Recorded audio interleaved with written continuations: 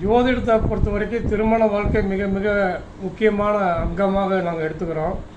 அது மனப்பொருத்தம் அப்படிங்கிறதா இருமண பொருத்தம் திருமண பொருத்தமாக மாறிச்சு. அந்த மனப்பொருத்தம் சம்மந்தப்பட்ட விஷயங்களில் தான் நம்ம பொருத்தம் பார்க்குறோம்.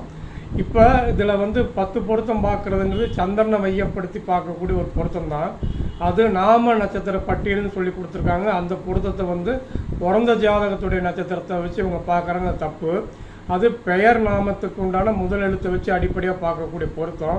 அந்த பொருத்தத்தை பார்த்து பார்த்து பழகினதுனால பெண்ணாகி போச்சுன்னா சமுதாயம் மிகப்பெரிய சீர்கேட்டை அடைஞ்சிருக்கு. அது என்னங்கிறத விளக்குறது இதனுடைய நோக்கம்.